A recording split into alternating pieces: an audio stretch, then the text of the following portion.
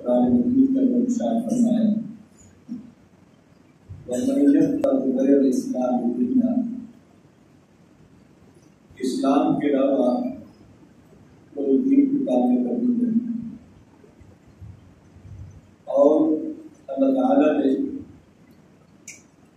اس اسلام کو بنانے کے لیے دنیا کے اندر انبیاء علیہ السلام کو بھیجا۔ کوئی نبی ایک قوم کی طرف آیا، کوئی نبی ایک بستی کی طرف آیا۔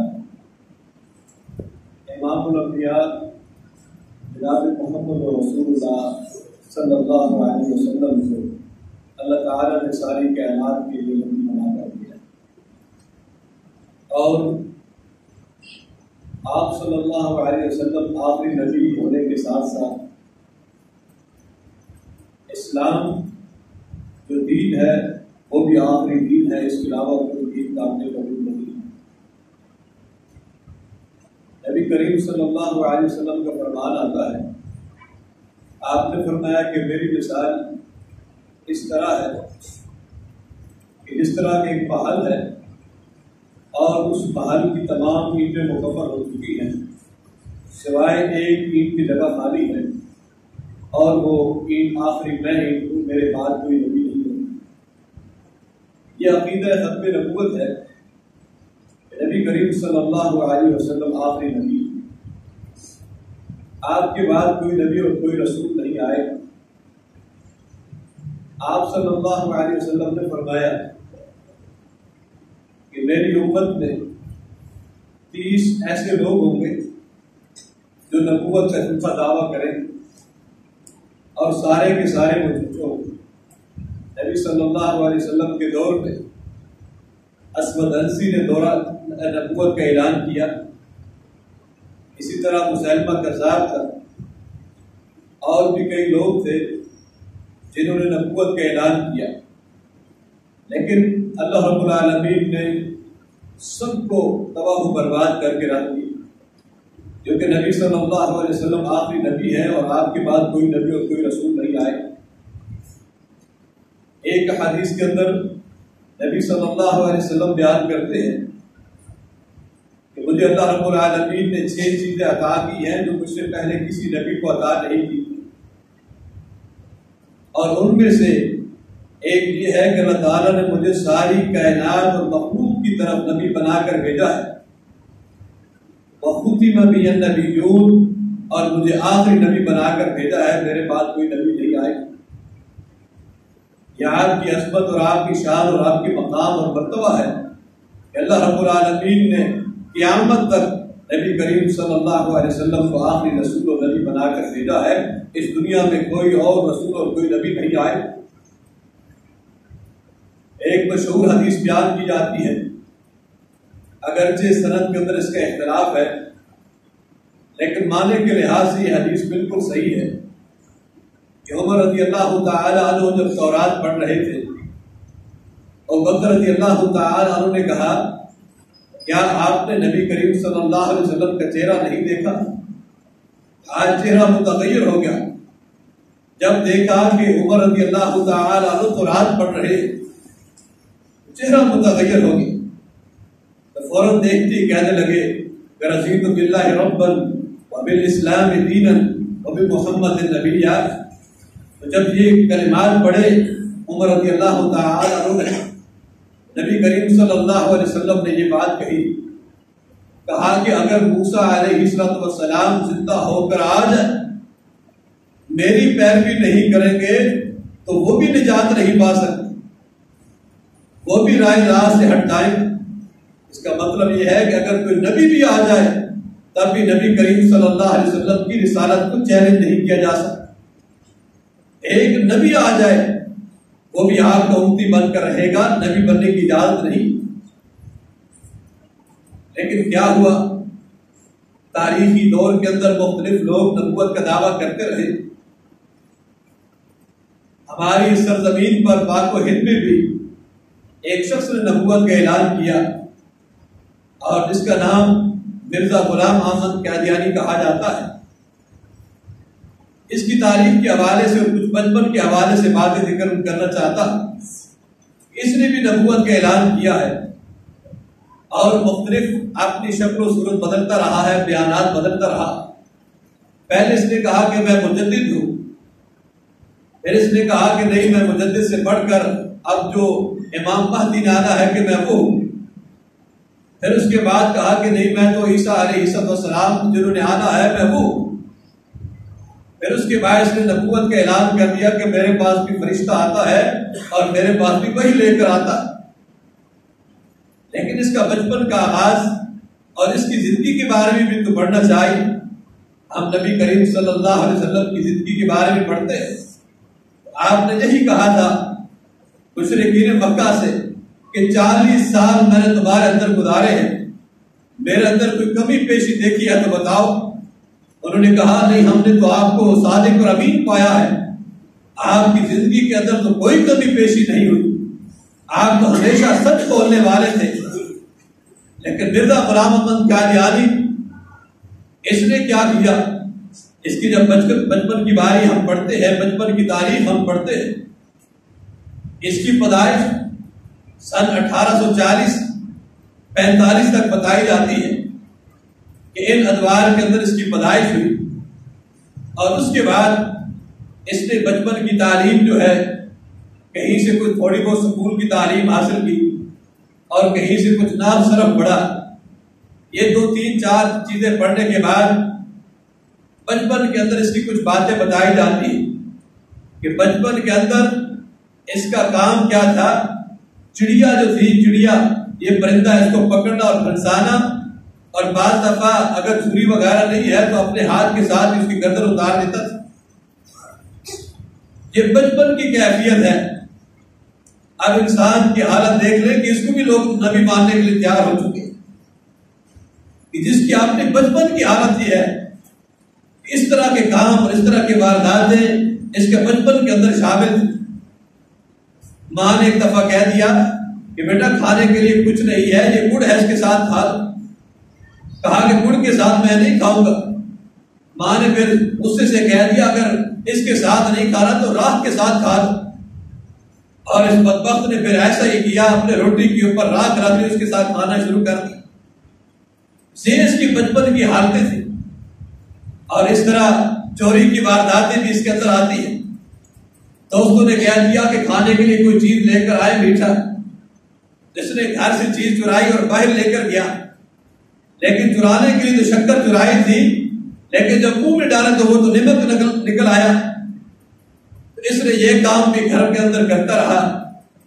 اور اس کے بعد وہاں سے اس کے والد صاحب کے نام کی 700 سالانہ پینشن منظور ہوئی. 700 سالانہ انگریز کے دور میں انہوں نے اس کی پینشن جو ہے 700 لگائی. اس کے والد کی یہ اپنے کزن چچا داد کے ساتھ نکلا اور پینشن لی اور سیالکوٹ بھاگ گیا. 700 روپے وصول کر کے یہ سیالکوٹ بھاگ جاتا ہے. وہاں پھر کچہری میں ملازمت اختیار کر لیتا ہے. ماہانہ 15 روپے پر یہ ملازمت اختیار کر لیتا ہے. آپ دیکھو یہ نبی ہے. حالت دیکھ لیں کہ نبوت کا اعلان کر دیا اور کام کیسے ہے کہ 15 روپے پر کچہری میں یہ ملازمت کرتا ہے. اور اسی ملازمت میں اس نے 4000 روپے بنائے اپنی بیوی، دوسری بیوی کے لیے سونا خریدنے کے لیے 4000 روپے بنائے. اور وہ بھی رشوت کی بند کچہری کے اندر لگا ہوا تھا. تو اس نے وہاں سے 15 روپے جو تنخواہ تھی ماہانہ کتنی بن سکتی ہے، لیکن 4000 روپے اس نے وہاں سے وصول کیے اور لوگوں سے رشوت وصول کرتا رہا. بعد میں آ کر اس نے نبوت کا اعلان کر دی، لیکن 4-5 سال باپ کے ڈر سے گھر نہیں گیا. پھر اس کے بعد صلح صفائی ہوتی ہے، واپس گھر چلا جاتا ہے. واپس گھر جانے کے بعد گھر کے حالات کچھ اچھے نہیں تھے. غربت دن بدن بڑھتی جا رہی تھی، حالات دن بدن تنگ ہوتے جا رہے تھے. حتیٰ کہ جو زمینیں اور جائیدادیں تھی وہ بھی گروی رکھا دی گئی. اس قدر اس کے حالات جو ہے تنگ ہو گئے. لیکن اس کے باوجود بھی اس نے ایک اور کام شروع کر دیا. یعنی جہاں جہاں یہ پڑھتا رہا، یہ کچھ کام کرتا رہا. 2 کام اس نے اور بھی بڑے سیکھی ہے. ایک حکمت سیکھتا رہا اور دوسرا جادو ٹونا جو ہے یہ بھی سیکھتا رہا. 2 کام یہ ساتھ لگائے رکھے اور وقت گزرتا گیا. لیکن اس نے کیا کیا کہ گھر کے حالات بڑے تنگ ہے, کچھ ایسا کروں کہ گھر کے حالات بہتر ہو جائیں. اس نے کیا کیا کہ اشتہار چھپوائے اور اشتہار میں یہ بات لکھ دی.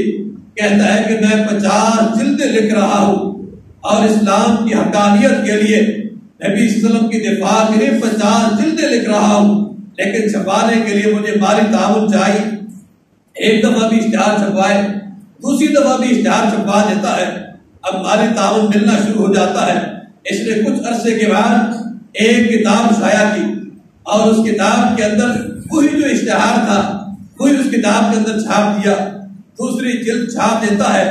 ٹوٹل 2 جلدوں کے 138 صفحے بنتے ہیں اور اس کے بعد 2 جلدیں اور چھاپتا ہے. 50 جلدوں کی کہانی ختم. اپنا سارا کچھ قرضہ جو ہے اس کا اتر جاتا ہے, مالی حالت اس کی بہتر ہو جاتی ہے اور اس کے بعد پیسے بٹورنا یہ کام اس نے شروع کر دیا. یہ اس کی بچپن کی حالت اور جوانی کی زندگی ایسے گزرتی ہے. پھر دوسری طرف سے یہ ہوا جب اس بات کے اندر یہ بات پہنچا کہ یہ آپ کی زبان کے اندر بڑا تیز تراز ہے, جھگڑالو بہت زیادہ ہے اور جھوٹ کو سچ کرنے کے لیے بہت محنت اور کوشش کرتا ہے. جس طرح سے 50 جلدوں کی بات کہی ہے, اسی دوران جو ہے انگریز حکومت نے یہ بات سوچی اور سمجھی مسلمانوں کو ختم ایسے نہیں کیا جا سکتا, ان کا کوئی بہتر راستہ اختیار کرنا چاہیے, کوئی بہتر طریقہ اختیار کرنا چاہیے. اس کی صورت میں ان کو یہ مرزا غلام احمد قادیانی نظر آیا. انہوں نے اس کو اپنا ایجنٹ بنا لیا اور اس نے کیا کیا, اس نے فتویٰ صادر کر دیا کہ انگریزوں کے خلاف جہاد نہیں ہو سکتا. اس نے یہ فتویٰ کیا مسلمانوں کو دبانے کے لیے. اس نے مختلف قسم کے محاذ کھول لیے, کہا کہ اس مسئلے کا حل بتاؤ, اس مسئلے کا حل بتاؤ. بحث و مباحثہ جو ہے وہ آپس کے اندر شروع ہو گیا.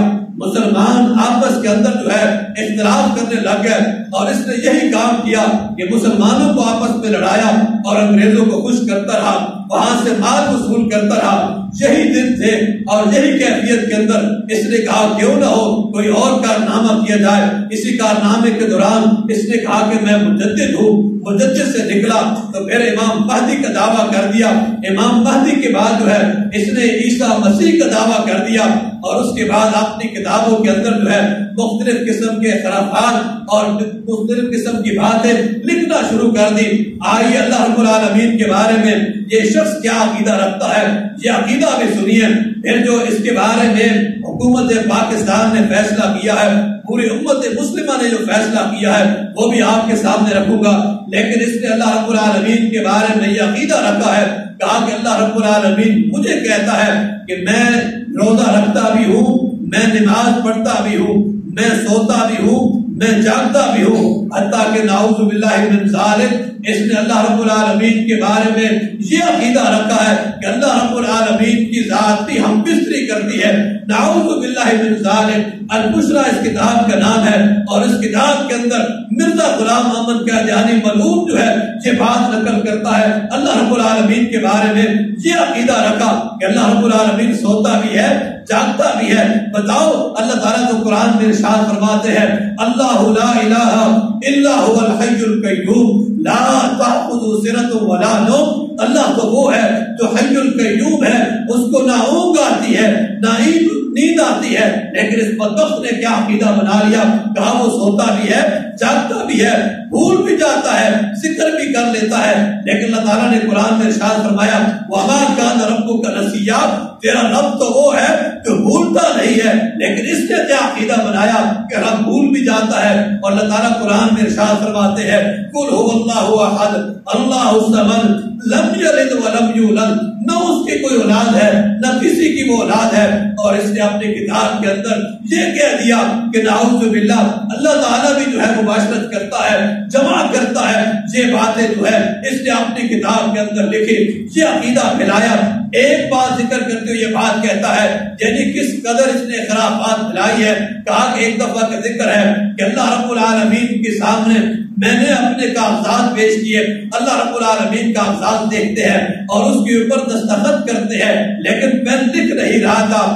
اللہ تعالیٰ نے اپنے پین کو ہلایا جس طرح سیاہی نکالی جاتی ہے اور وہ سیاہی جو ہے کہیں بیٹھے ساتھ مرید پر پڑی ہے، کہا آج بھی وہ کپڑے موجود ہیں، اللہ رب العالمین دستخط بھی کرتا ہے، اللہ تعالیٰ لکھتا بھی ہے، یہ اس نے عقیدہ بنایا ہے اور اس کی کتابوں کے اندر یہ باتیں موجود ہیں اللہ رب العالمین کے بارے میں کہ اللہ تعالیٰ لکھتا ہے، اور اپنے بارے میں اس نے اللہ رب العالمین کے بارے میں یہ عقیدہ بنایا ہے کہ جس طرح اللہ رب العالمین نے عیسیٰ علیہ السلام کو پیدا کیا ہے، مریم علیہ السلام کی روح پھونکی ہے، اس کو اللہ تعالیٰ نے عیسیٰ علیہ السلام کو پیدا کیا ہے، اپنے بارے میں یہ بات کہتا ہے کہ اللہ رب العالمین نے اسی طرح میرے پیٹ میں روح پھونکی ہے، اور 10 مہینے گزرنے سے پہلے جو ہے اللہ رب العالمین مجھے عیسیٰ بنا دیتے ہیں، یہ اس کا عقیدہ ہے، اور اس کے بعد اس نے نبوت کا اعلان کر دیا، لوگ اس کی باتوں میں آ گئے، اور لوگ اس کو آج بھی بڑی بڑی پوسٹوں پر یہ لوگ موجود ہیں، مرزا غلام احمد قادیانی کے ماننے والے، اور اس لعنتی نے اس طرح جھوٹا نبوت کا دعویٰ بھی کیا، اللہ رب العالمین کے بارے میں یہ عقیدہ بھی رکھا، اور لوگوں کے اندر خرافات اور اس طرح بے شمار باتیں پھیلائی ہیں، نعوذ باللہ من ذالک۔ نبی کریم صلی اللہ علیہ وسلم کے بارے میں اس کا بیٹا بیان کرتا ہے، کہا کہ ہمیں ضرورت پڑتی ہے کہ جب ایک نبی جانے کے بعد دوسرا نبی بھی آئے گا، اس کا بیٹا یہ روایت کرتا ہے اور بات کرتا ہے اپنے باپ کے بارے میں کہ میرا باپ جو ہے وہ نبی بن کر آیا ہے، رسول بن کر آیا ہے، یہ عقیدہ اس کا بیٹا، اور خود ہی اپنی کتابوں کے اندر لکھتا ہے، کیونکہ اس کے بعد اس کا بیٹا خلیفہ بنتا ہے، پھر دوسرا بیٹا اس کا خلیفہ بنتا ہے۔ نبی کریم صلی اللہ علیہ وسلم کو ختم نبوت ماننے کے لیے تیار نہیں، بلکہ کہا اس کے بعد بھی رسول آئیں گے، اس کے بعد بھی نبی آئیں گے، اور اس کے بعد جو ہے وحی آئے گی، اس کے بعد بھی جبریل آئیں گے، یہ عقیدہ ان کی کتابوں کے اندر موجود ہے۔ نبی کریم صلی اللہ علیہ وسلم کی ذات کے بارے میں یہ عقیدہ انہوں نے بنایا ہے، اور بلکہ اپنی کتاب کے اندر یہ بات لکھتا ہے کہ اللہ رب العالمین نے مجھے قیدیان کے اندر رسول بنا کر بھیجا ہے، اور میرے شہر قیدیان میں کبھی طاعون کی بیماری نہیں پھیلے گی، یہ عقیدہ اس کے اندر موجود ہے، اور اپنے آپ کو نبی کہتا ہے، رسول کہتا ہے۔ پھر ایک بات میں مجھے بھول گیا ہوں، وہ بات بھی ذکر کر دینا چاہتا ہوں، اس نے اپنے نسب نامے کے بارے میں کیا بتایا ہے کہ میرا نسب نامہ کیا ہے، کہا کہ نسب نامے میں پہلے اس نے کہا کہ میں مغل ہوں، میری برادری اور کنبہ اور خاندان مغل قبیلے سے تھا، پھر کچھ عرصے کے بعد اس نے اپنے نسب نامہ چینج کیا، کہا کہ میں فارسی النسل ہوں، میرے جو نسل آ رہا ہے وہ فارسی قبیلے سے آ رہا ہے، پھر اس نے تبدیل کیا، پھر کہا کہ نہیں میں اسرائیلی ہوں، میرا نسب نامہ وہاں سے آ رہا ہے، پھر بھی اس نے اپنا تبدیل کیا، کہا کہ فاطمہ رضی اللہ تعالی عنہا کی اولاد سے ہوں، جس نے اپنے نسب نامے کو بیان کرنے میں 6 دفعہ اپنی بات بدلی ہے، وہ آج رسول بن گیا، آج نبی بن چکا ہے، لوگ جو ہے اس کی کتابیں اور اس کے بارے میں بات سننے کے لیے تیار نہیں ہے۔ میرے محترم بھائیوں، ہمیں عقیدہ پختہ کرنا چاہیے، تحفظ ختم نبوت کے لیے اپنے آپ کو، اپنی اولاد کو اس بارے میں آگاہ کرنا چاہیے کہ یہ جو عقیدہ بنایا ہے یہ وہ عقیدہ ہے جس کے بارے میں اسلام نے یہ فیصلہ کیا ہے کہ یہ لوگ مرتد ہوتے ہیں، ادارے اسلام سے خارج ہوتے ہیں، اور کافر یہ لوگ بن جاتے ہیں جو ختم نبوت کو نہیں مانتے، تو نبی کریم صلی اللہ علیہ وسلم کو آخری نبی نہ مانے، وہ آدمی دار اسلام سے خارج ہے۔ اور اس کے عقیدے میں اللہ رب العالمین کے بارے میں اس کا کیا عقیدہ ہے، نبی کریم صلی اللہ علیہ وسلم کے بارے میں کیا عقیدہ ہے، اور اس کے بعد اس کا بیٹا بیان کرتا ہے جبریل علیہ السلام کے بارے میں، کہا کہ میں 9-10 سال کا تھا، 9-10 سال کی عمر میں میرے دوست، میں اپنے دوست کے ساتھ کھیل رہا تھا، ایک کتاب پر نظر پڑتی ہے، کتاب کو دیکھا اور پڑھا، اس میں لکھا ہوا تھا کہ جبریل علیہ السلام نہیں آئیں گے، اور میں نے اپنے باپ سے پوچھا، مرزا غلام احمد قادیانی سے، کہا کہ اس کتاب کے اندر تو یہ لکھا ہوا ہے، کہا کہ نہیں، یہ اس کتاب کے اندر غلط بات لکھی ہے، میرے پاس بھی جبریل آتا ہے، میرے پاس بھی وہی لے کر آتا ہے، اور اس کا بیٹا یہ بات کہتا ہے، کہا کہ میرے باپ پر جو وحی نازل ہوئی ہے وہی حقیقی قرآن ہے اور وہی حقیقی حدیث ہے، اس سے پہلے جو ہے وہ منسوخ اور ختم ہو چکا ہے، وہ اس قرآن کو ماننے کے لیے تیار نہیں ہے، وہ نبی کریم صلی اللہ علیہ وسلم کے فرمان کو ماننے کے لیے تیار نہیں ہے، یہ مرزا غلام احمد قادیانی جو ہے ملعون نبوت کے اعلان کا دعویٰ کیا ہے، اور اس کے بعد جو ہے اس نے اپنے افکار کو، اپنی سوچ کو پھیلانے کے لیے بہت حرکتیں استعمال کیے. پھر اس کے بعد اس کے بیٹے آئے، اولاد آئے، جانشین آئے. آج بھی یہ فرقہ احمدیت کے نام سے اپنے آپ کو یاد کرتے ہیں کہ ہم وہ مسلم ہے جو احمدی مسلم ہے، حالانکہ مسلم کہلانے کے ان کو حق حاصل نہیں ہے. یہ قادیانی ہے، مرزائی ہے اور لعین ہے، کافر ہے، مسلمان نہیں ہے، مرتد ہے، دار اسلام سے یہ لوگ خارج ہیں. انہوں نے یہ اپنے مذہب کو پھیلانے کے لیے طریقہ کار کیا استعمال کرتے ہیں؟ لوگوں پر دولت لٹانا اور لوگوں کو اپنا بنانا اور قریب کرنا اور پیسوں سے لوگوں کے ایمان کے ساتھ کھیلنا ہے. یہ ان کا طریقہ کار